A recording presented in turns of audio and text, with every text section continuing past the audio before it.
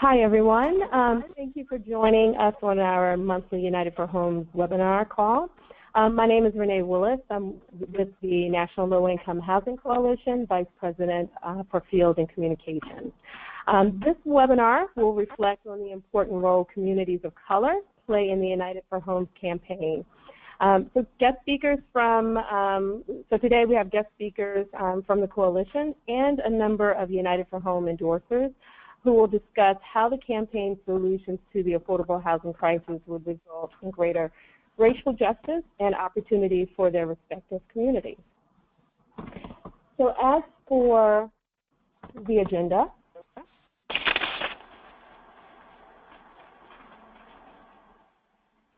so today, as we always do on our United for Homes calls, we start with a policy update, so we'll do that today. So we'll have Sarah Michelson, Director of Public Policy, to provide us with an update on policy. Then I will follow with an update on communications. We will then have Andrew Aurand, who's the Vice President for Research, to present key findings for a report that we did in 2015 called A Rare Occurrence. And this is when we'll start getting into our special topic of the day. We also have, as I mentioned earlier, guests who are United for Homes endorsers. So we'll have Anj Chaudhry, Director of Organizing for the National Coalition for Asian and Pacific American Community Development. We'll have Diaz, who is Vice President for Housing and Community Development at the National Council of Raza. And Pinky Clifford, Executive Director of the Oglala Sioux Tribe Partnership for Housing, who will share their perspectives on the importance of the United for Homes campaign and the policy proposal for racial equity. Following their presentation, we will open it up for questions. And as always, we'll share the PowerPoint presentation and the recording and the slides with you, and especially for those who attended today's webinar. So a quick overview of the United for Homes campaign. The United for Homes campaign is a national effort to rebalance federal housing policy by making modest changes to the mortgage interest deduction, MID, to provide tax relief to more low and moderate income household homeowners, and invest a significant savings into programs that ensure the lowest income people in the United States, including those who are homeless, can have decent, affordable homes. Now, let's jump into the policy update. Sarah. Great, thank you. So I'll keep it brief and just give people some top-line information about what's happening with tax reform. Many of you guys know that the discussion around tax reform has been delayed significantly. There are a couple of things that Congress has to do first before they can even turn their attention to tax reform in earnest. One is passing or doing something on health care. Republicans want to be able to repeal Obamacare, and they're still working on a solution that will get enough votes to pass in the Senate despite only needing 50 votes. After that, they'll have to pass an increase to the debt ceiling. We hear that that will come in September. And then finally pass a budget resolution that will include instructions on tax reform. So there are a lot of things that have to happen now. This means that the White House, the House, and the Senate have plenty of time to negotiate behind the scenes. They're hoping to come up with a unified bill that they can all agree on before they release it. So in a way, they have learned their lesson from the health care repeal debacle, and they're hoping to get those fights out of the way behind the scenes before they bring something up. That means that we have right now is some of the best time for people to be weighing in with their members of Congress, because this will go directly into the process that they're having to put a bill together. There are still some sticking points that we've heard happening on tax reform. One has been a border adjustment tax. That's a way to increase revenue to pay for the tax cuts. There's a lot of disagreement among Republicans about whether or not that should be included. But the window for tax reform is still very much open, even if people are talking about maybe a less robust, less comprehensive bill. So again, we know that the White House is very hungry for some legislative wins. They're putting a lot of their weight behind this tax reform bill. and so we probably will see something by the time fall comes around after the August recess. But again, just because there isn't something on the floor right now doesn't mean there's not a tremendous amount of work happening behind the scenes. All right, well, great. Thank you, Sarah. And also for a quick, this is Renee Willis again, a quick communications update. Hopefully by now all of you have seen Midweek, which is our weekly newsletter. We're committed to keeping supporters apprised of new tax reform legislation, resources and tools to build support around the need for smart tax reform. And as part of that effort, we have launched the weekly newsletter called Midweek. Again, if you haven't seen Midweek, we do have it available online on the United for Homes campaign website. We have archived copies there, but you can also sign up for Midweek by going to the website, unitedforhomes.org, scrolling to the bottom and signing up for the newsletter. All of the folks who subscribe will receive the newsletter as well as all of our current endorsements. So please do subscribe. And I mentioned earlier the United for Homes website. Just a reminder, this is a website that we relaunched in January, the beginning of this year, and it is a website that features important information about the campaign's proposal.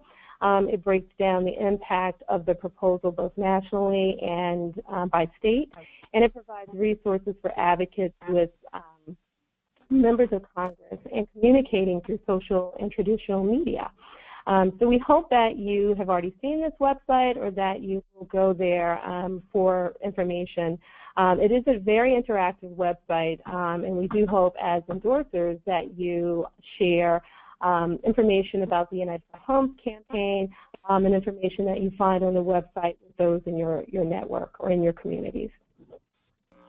The last thing that I want to update you on is the July 29th Day of Action. We're really excited about this. It's called Our Homes, Our Voices, and the coalition and other state, local, and national leaders are calling on advocates, elected officials, and those concerned citizens to participate in the Day of Action on July the 29th, which is a Saturday, July 29th. To bring more attention to America's affordable housing crisis.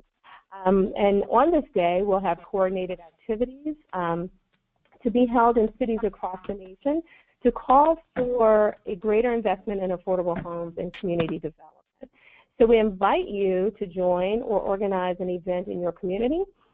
Organizations, elected officials, and individuals who would like to participate in this Day of Action should visit the website, and the website, hopefully you have to move on the screen, www.ourhomes-ourvoices.org to see what's happening in your community.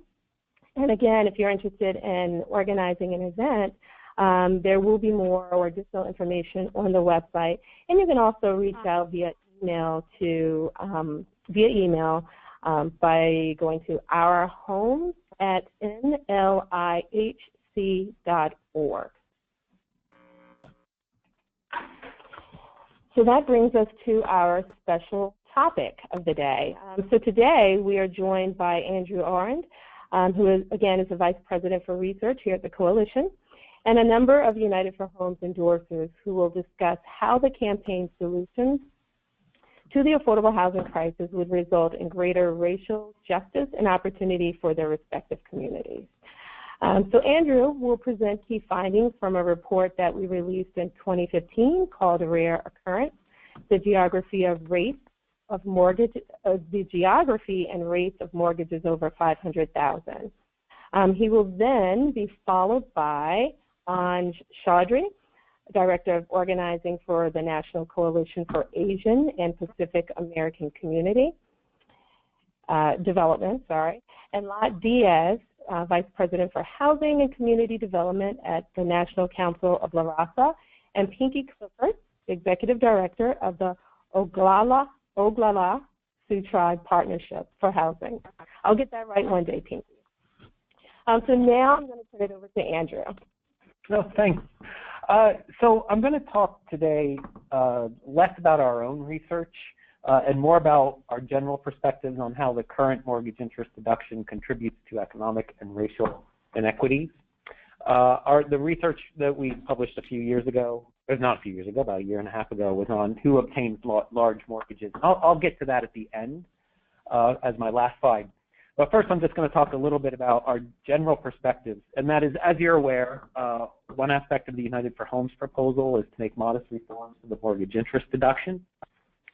Because in its current state, in order to benefit from MID, you have to be a homeowner, you have to be a mortgage holder, and probably most importantly, you have to, in terms of inequities, you have to itemize your deductions.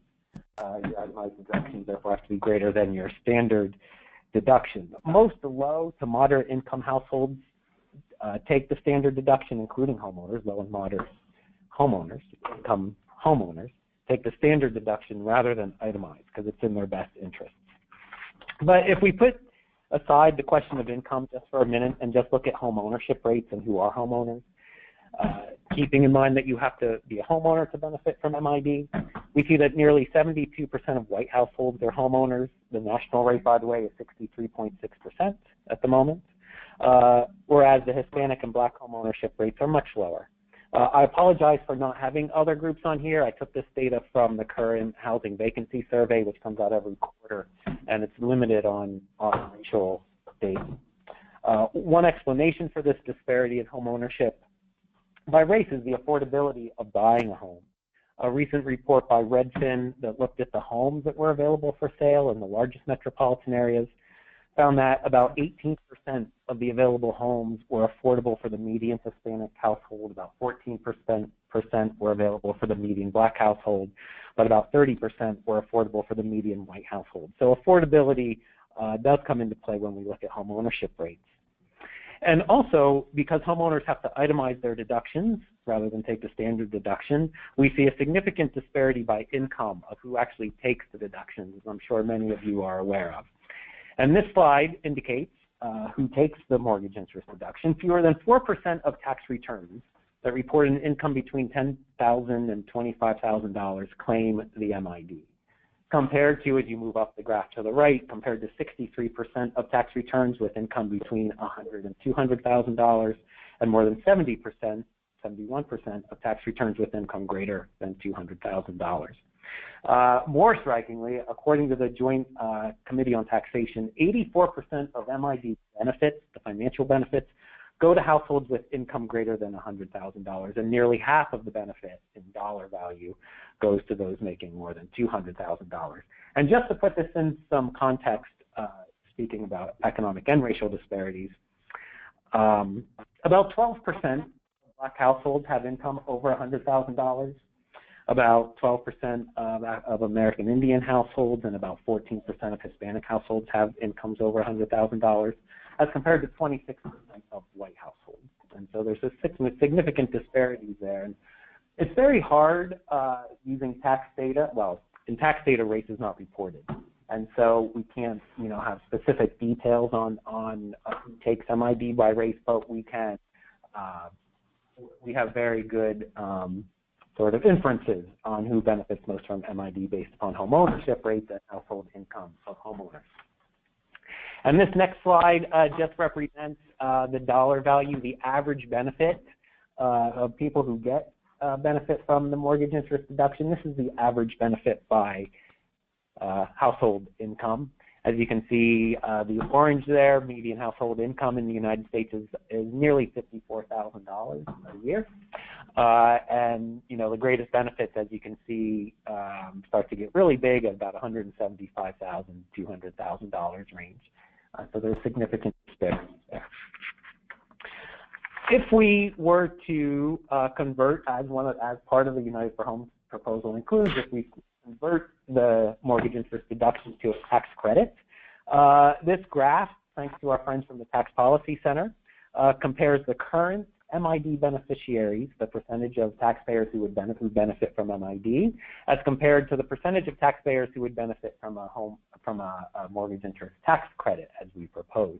And as you can see, in the biggest change there is with households who earn between $50,000 and $125,000. Currently, only about a quarter of them benefit from the home mortgage interest deduction, whereas 44% would benefit if it was converted to a tax credit. And then the other component of the proposal is reducing the amount of a mortgage that's eligible for a tax benefit from the current $1 million to $500,000. And this is where we get into the report we did about a year and a half ago called Occurrences, where we looked at, who would be impacted by lowering cap. And the reality is that, first of all, very few mortgages would be impacted. The study found that about 5% of new mortgages that were obtained between the years of 2012 and 2014 were over $100 million. And so 95% of the new mortgages or the new mortgagees would not be affected by our proposal in lowering the cap. And this breaks out those large mortgages by race. Both the percent of new mortgages that were over 500,000 and the actual number that were over 500,000. And I think with that, I will pass it off to the next speaker. What can I add one more thing? Just one more thing too, and of course the third, because I think it'll come up later in the webinar, the third component of the United for Homes campaign is, of course, to invest the savings from these reforms into affordable housing programs, which are desperately needed. And I think we'll talk more about that later in the webinar. All right, and thank you, Andrew. So our next speaker is Anj Chaudhry with National Capacity. She's the Director of Organizing. So I'm going to turn it over now to Anj. Thanks so much for giving me the opportunity to speak a little bit about the Asian and Pacific Islander community. Just to give you a quick overview of National Capacity, we're a coalition of more than 100 different API local organizations across the country and also in the Pacific Islands. And we really focus on the 2 million Asian Americans and Pacific Islanders who live in poverty and building the capacity of organizations that are serving that group's needs. So I'm going to be focused more on the needs of low-income APIs when it comes to housing. If you want to go to the next slide. So first of all, who are Asian American and Pacific Islanders? We are a community that includes Native populations, those who are indigenous to Hawaii and also the Pacific Islands, and also immigrant populations from East Asia, South Asia, Southeast Asia, communities that have been here for many generations, and also brand new immigrants. So when we're thinking about income or homeownership trends or renter trends when it comes to the API community, it looks very differently within our different ethnic groups. So one thing to know about the Asian American Pacific Islander communities, we're actually the fastest growing racial group in the country. We're also the fastest growing poverty population in the country, even though our poverty rates aren't as high as other communities. We have a really large, fast growing community of those who are living in poverty. So you can see here in the first figure that that the percentage change in poverty population among Asian Americans and Pacific Islanders was 35%. And one of the things that National Capacities Network has focused on, we have a housing counseling network that serves our communities, and we were very hard hit by the recession. So there's another figure that shows that in comparison with other groups. If you want to go to the next slide.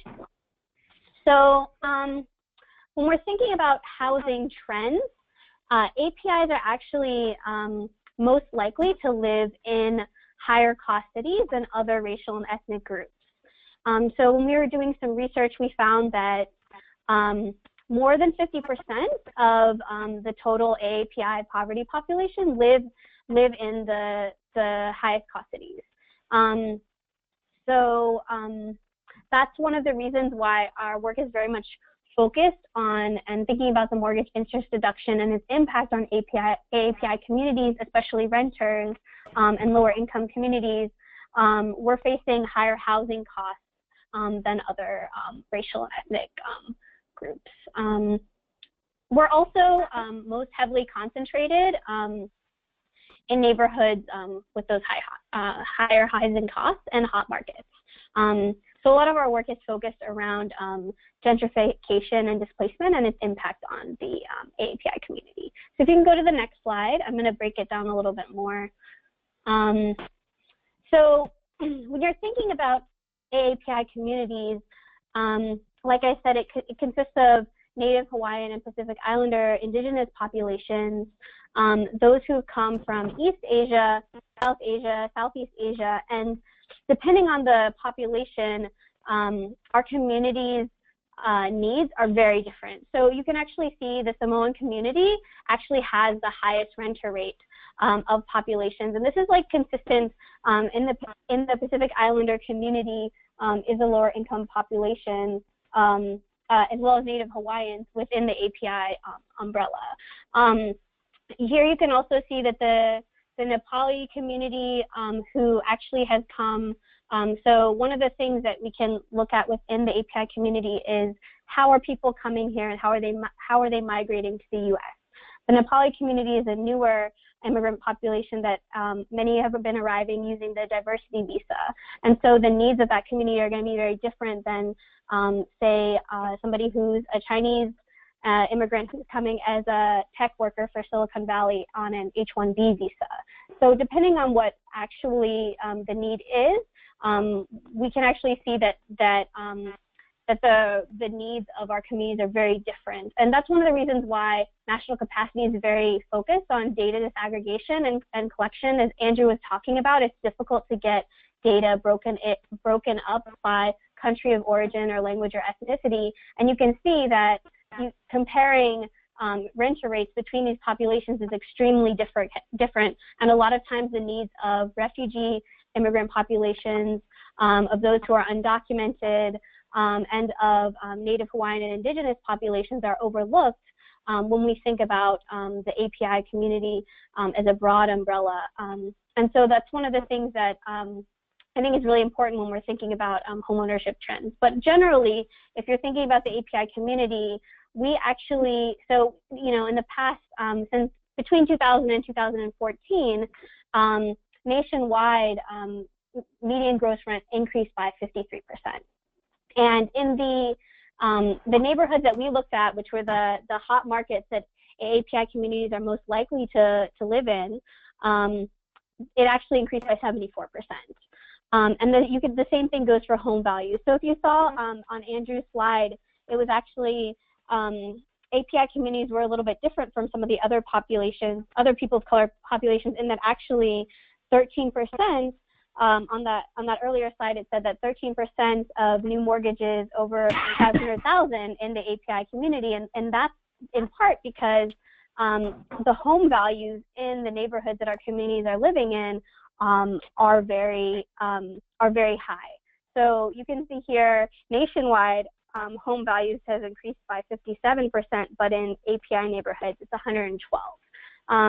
So what does this mean for our communities? It means that since we're most likely to live in hot markets in the coastal cities, and also in places like Hawaii where housing is extremely expensive, those are the places that our ethnic enclaves have been for a long time.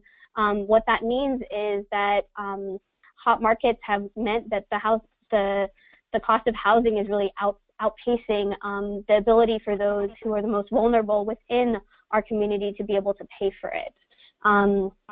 Yeah.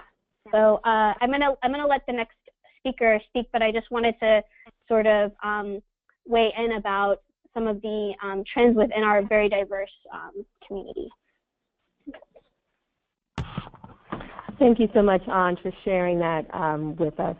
I just want to remind people that you will have an opportunity at the end of the presentations to ask questions. So if you can go ahead, if you have questions, to start typing them into the box in your webinar screen, that would be helpful. So we're going to move on now to the next speaker.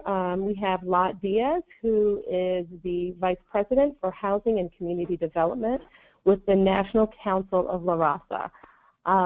Lot, take it away. Hello, everyone. It's a pleasure being able to speak on the issue. Quick bio for NCLR. We're a membership organization similar to National Capacity. We have about 270 affiliates across the country who are in all types of direct service to their local communities, from health, education, housing, and workforce. So it's a fairly diverse group of organizations. In my area of work, we have been focusing on housing counseling as well. We're one of the HUD intermediaries and serve about 60 to 70,000 families a year through that network.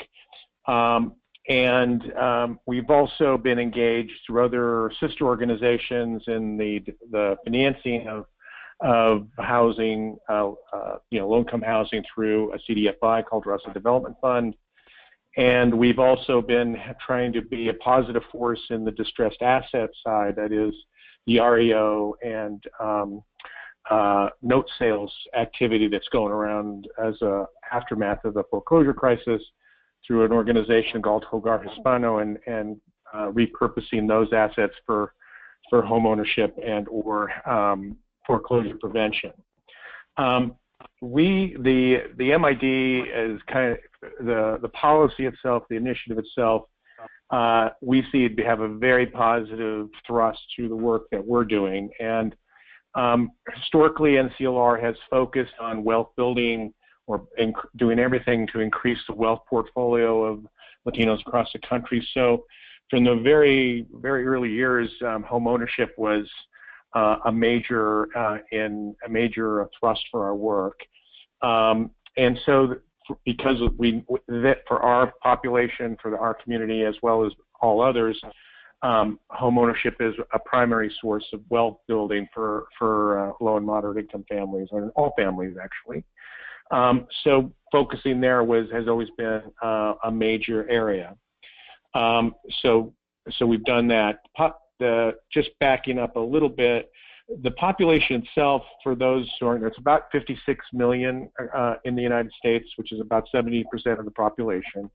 As everybody probably has heard, it's grown substantially since the 80s, and its trajectory has continued to grow as well. So its influence, its buying power, its impact on the housing market will increase as time goes on.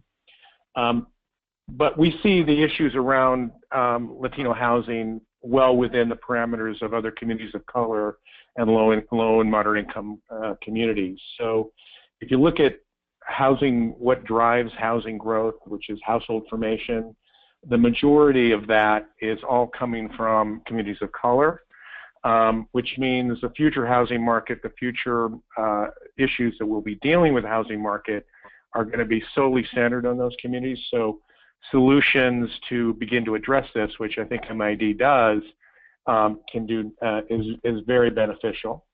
The other thing kind of significant about the Latino community as well is its relative age. It's a young group. Its average age is around 28. When you compare it to, say, whites, would be about 37, and the largest 6 out of 10 of them are millennials, which is millennials now are in home ownership are the biggest purchasers now, so they're driving the new first-time home buyer market, and so again, Latinos will continue to present a large segment of that, and from our institution's perspective, those are going to be key avenues to improve the wealth acquisition within the community to support families. In addition,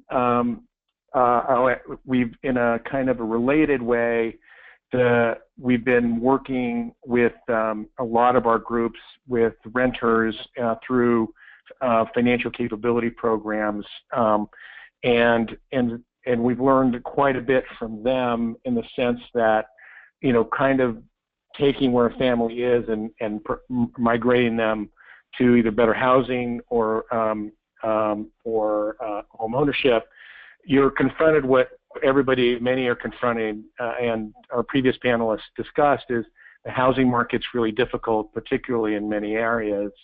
Cost, the lack of affordable units, Again, another reason MID as it's constructed will support that, the building of more units, which again will help relieve and provide more options for family in the lower spectrum of the income scale. Again, very important for Latino community as well as other communities. The one thing I'll end on is really kind of the reason we have focused on wealth acquisition or wealth building within a family. Most of them are self-evident, but we've experienced through our work, and others have, that families need to do a few things. They have to have resources to weather financial emergencies they would have, whether they're medical, loss of job, loss of transportation source, anything. If there is no wealth, those types of incidences just exasperate and put families further behind. Home ownership is important for us because it allows us to leverage the home equity to do other things that are critical to the family. Some use them for education for their children. Some use it to start up a business. Some use to do other things within the community. Traditionally, that's what wealth provides families, and so again, because of that, it's been a focus. And then, probably as important as anything, it provides a safe and secure home for families. And those of you who are aware of some of the research, home ownership is highly correlated with better both health outcomes and education outcomes for families. So for all those reasons, it's been a focus. MID will allow, we see as an incentive for folks to pursue that, particularly as families don't get the benefit of interest deduction, that is a lower tax rate, more cash in their pocket. The 15% tax credit will reverse some of that and make it what might already be a fairly enticing option to be a very enticing, and what I call, cause them to act more aggressively than they would otherwise. So that's a very important thing. But I think it should be lost is that the savings that will occur from limiting the deduction to a $500,000 mortgage, and those savings can be reinvested in housing for affordable housing, will go a long way, do a lot to support the building of units that will help alleviate the very strong oversubscribed demand for affordable housing in communities of color and elsewhere across the country. So with that, I think I'll end, Renee. All right, thank you so much, Lot, for sharing the information with us. And so our last speaker, but certainly not least, is Pinky Clifford, who is the Executive Director of the Oglala Sioux Tribe Partnership for Housing. So I'm going to turn it over to you now, Pinky. Well, good afternoon, everyone. This is my first webinar, so you'll have to forgive me if I don't sound quite as smooth as those who spoke before me. But I wanted to talk about the challenges that we have in Indian country. The Oglala Sioux Tribe Partnership for Housing is about 20 years old, and we were really launched during the Secretary Cuomo time. Up until that time, there had been very little movement in mortgage, primarily because no one wanted to lend in Indian country. Wells Fargo was the first to come to the table to lend, and adding to it was the fact that you cannot mortgage trust land. So a leasehold mortgage was developed, and since that time, the partnership has assisted with about 125 mortgages on the Pine Ridge Reservation.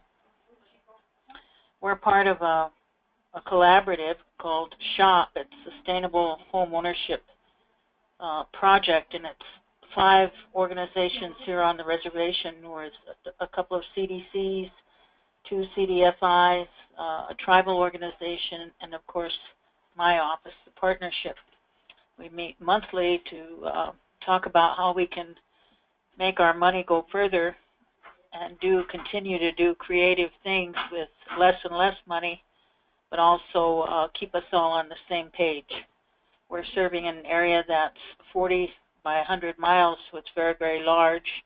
We're divided into districts, and getting anywhere takes a long time. We also, in our 4th year, going into our 5th year, we just had a meeting recently, and we're a member of the South Dakota Native American Home Ownership Coalition. And this has proved to help all of the tribes and other organizations, including state housing authorities, lenders, help us overcome some of the housing challenges that we have in Indian country. To start off, we have severe overcrowding. Traditionally, the housing that was provided was through the Tribal Indian Housing Authority. When the partnership was started, the idea was that they take people who had enough income to take on a mortgage, free up a rental, and try and ease the overcrowding. Of course, immediately we ran into issues because here in Indian country, we are also subject to the predatory lenders, and as a result, people often have many, many issues with their credit. So we had to start from the beginning with homebuyer counseling, and when people were moving from the reservations, and this is all over in the Great Plains area, they'd go to the urban areas to look for work. They wouldn't have any money, which was why they were going up to work, and didn't have any way to pay the deposit, didn't have IDs, didn't have a lot of things to where they could even begin to get close to renting something. So they would stay with someone else. And usually when you're overcrowded again, then you have all kinds of issues that come up in underserved areas, and it is still a challenge. We have lack of access to capital for lending and for development, and subsidy of any type to keep a home affordable, because in Indian country, construction costs a lot. Everything has to come from the major areas. In our case, it's over 100 miles away, so costs go up. An average home, modest home in Indian country, not pre-development costs, not a high lease. Our homes run about $205,000. Basements are running about $30,000. Concrete's high. So we have to always think about ways to keep homes affordable. And the more that we can subsidize, the more attractive it becomes to the people who come through our doors who want a home of their own. We lack a lot of infrastructure. Our reservation, 40 by 100, just like other large reservations here, need new economic corridors opened up so that we have access to some sites. We're not all living close to the road, so our water and sewer hookup won't cost so much. We're surprised by the costs. So when you have multiple agencies helping us, water and sewer, or electricity, it's still costly, and to build that into a home makes it almost impossible, again, without some type of subsidy to offer to the home buyer. We've been fortunate to have programs like the IDA, Individual Development Accounts. We've done a lot of work with home buyer counseling, but it was at a time when there was less and less money for counseling, and that's really when we needed it the most, right at the beginning. Now that we've got people going into homes, we're having to look at foreclosure prevention, a lot of services that we can't just run to Rapid City for, because, again, you have to take time from work. to drive up. That's a 3-hour drive up and back. Any meeting time there, so you lose a day. We need to have a lot more services that are offered locally. Once people get into the cities, you find that often they don't have access to the services like ours. We expanded our service area so that we could go 25 miles beyond our reservation borders, which would take us into border towns, again, where many of our tribal members live. And this is true of a lot of the bigger cities in the Great Plains area. I don't know if we have had a $500,000 mortgage here at Pine Ridge. I wouldn't think so, not yet anyway. But our last 20 years, we've seen what home ownership does for people.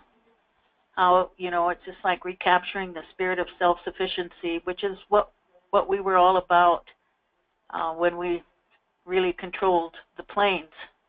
And then things changed drastically for us, and it has become hard in the housing industry here. We're seeing a younger market here. We had a home buyer. She actually didn't close. She's just getting ready to again, but she was 21 when she qualified. We're seeing higher credit scores.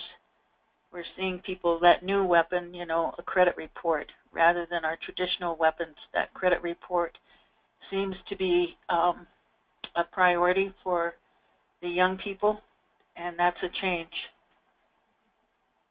If we had an extra pot of money, we could do a lot of things in Indian country.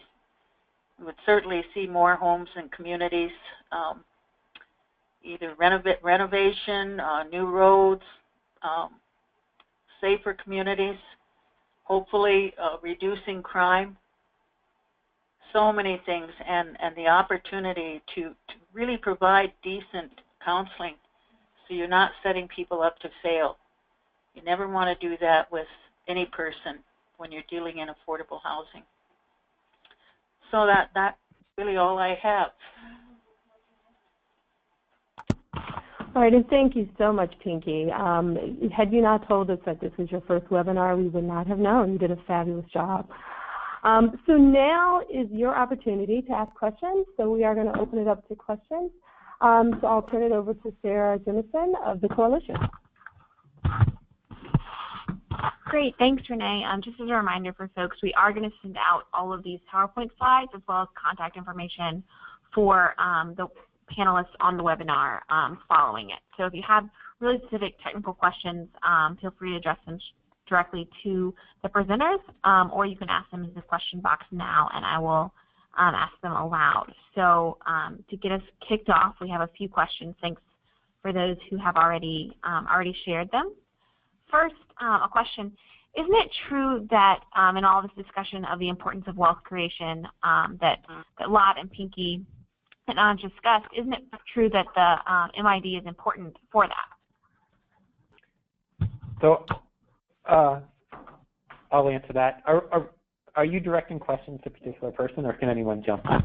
I direct this question to Andrea. Anyone can jump in. Okay. Just wanted to make sure. Yeah, thanks.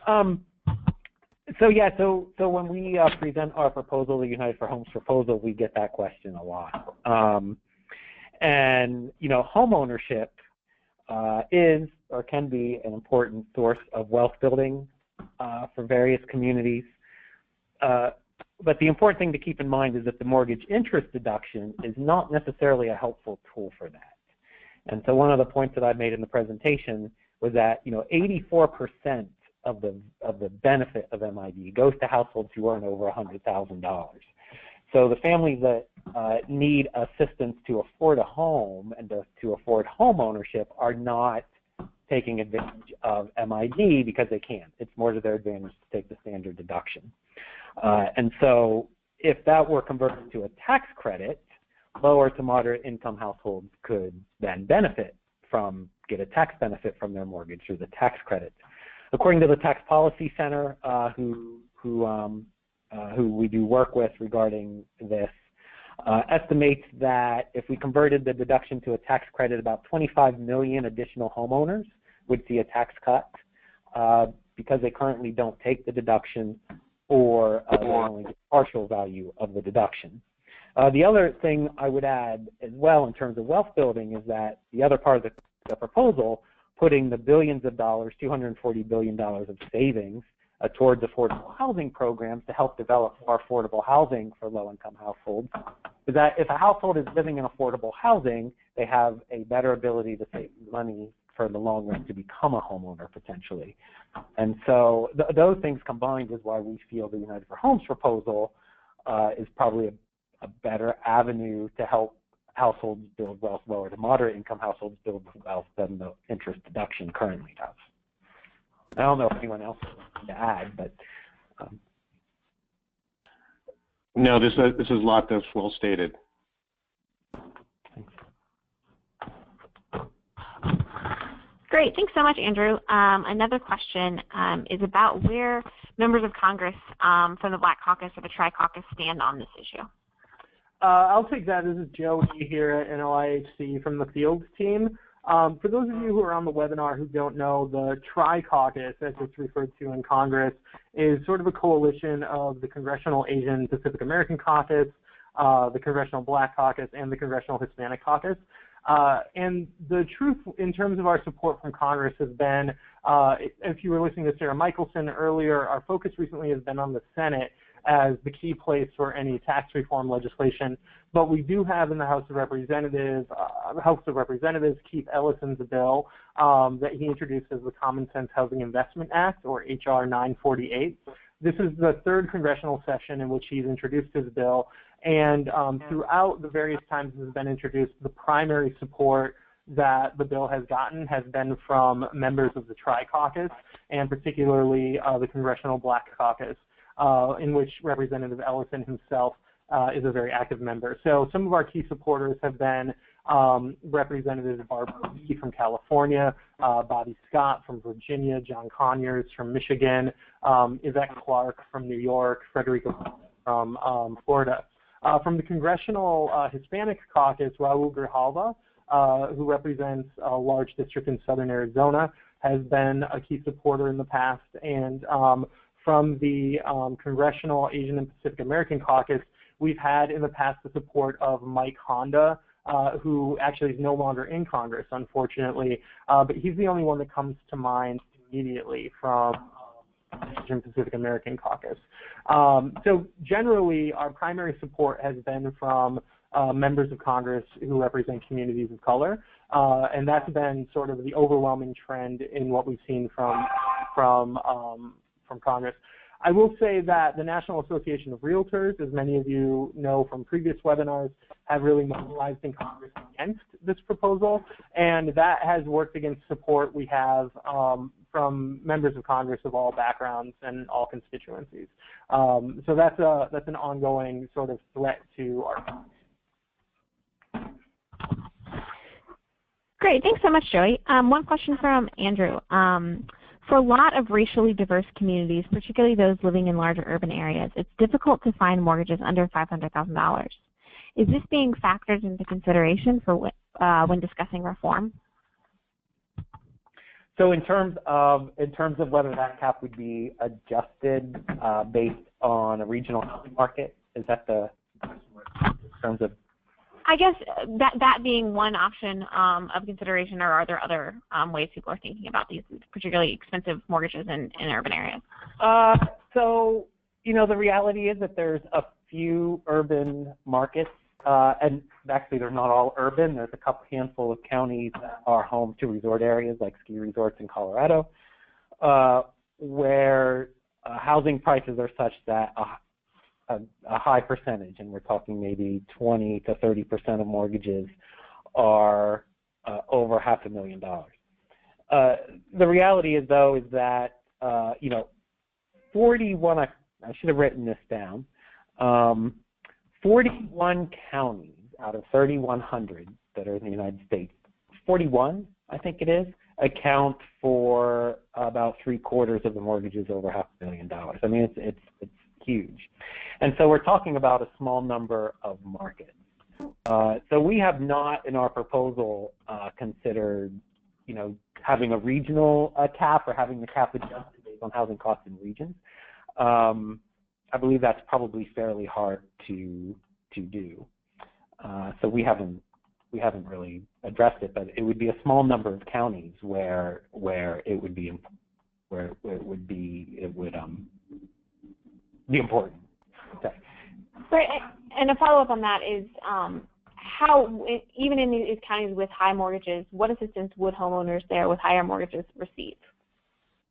Well, they would, under our proposal. Mm-hmm. So, yeah, I mean, that's a good question. Just to clarify, so our proposal is that any mortgage gets the tax credit on interest for up to $500,000 of the mortgage. And so if you have a mortgage of $1 million, it's not that your mortgage is not eligible for the tax benefit. It's that the first interest on the first $500,000 of the mortgage is eligible. And so everyone is eligible for the same. Great, thanks so much. One question from Andrea. Is a general question about United for Homes. Is 100% of the MID proposal self-funded through reducing the qualifying mortgage from $500,000 to $500,000 from $1 million? Are there additional savings or costs that is incurred from converting the deduction to a credit? Yeah, is that another specific question? Now I wish I had that report in front of me. So no, actually both components of the proposal contribute to the savings. And if I'm going off the top of my head, but if I recall, the reduction in the cap from $1 million to $500,000 is somewhere between 80 to 90 billion over 10 years. And then the remainder, which is actually the majority, is switching it, converting it from a deduction to a tax credit. And so that's where quite a bit of the savings comes from. But both components provide to the savings, or contribute to the savings. Great, thanks so much for everyone who asked the questions and also for our presenters for answering them. I'm going to turn things back to Renee Willis. Thank you, Sarah, and thank you for those great questions, everyone. So that brings us to the conclusion of our webinar. I do want to thank our presenters today who have provided us with this great information. Again, thank you, Diaz of National Council of the Raza, Pinky Clifford of Oglala Sioux Tribe Partnership for Housing, and Anj Chaudhry of National Capacity. Thank you so much for sharing the wealth of information with us today. So our next webinar is July the 12th at 2 p.m. Eastern Standard Time. Stay tuned for additional information on the special topic for that webinar. We will be putting that information in memo if you follow memo to members, as well as, again, if you visit our website, unitedforhomes.org, you will certainly find details about the next webinar there. And also in midweek that we will, again, send out every Wednesday. The contact information, we do have contact information for all of the presenters today, so if you have specific questions of them, please feel free to reach out to them. And you can follow us, the United for Homes campaign, on Twitter. Our handle is at United for Homes. And you can also follow us on Facebook as well. Again, thank you so very much for attending. I think we have one other slide just to remind everyone that members are our strength. And if you are not currently a member of the coalition, we would love for you to join. You can go to our website, which is www.nlihc.org to become a member. It's with your help and with your support that we're able to do the work that we do. So thank you so much for that. Thanks for joining us.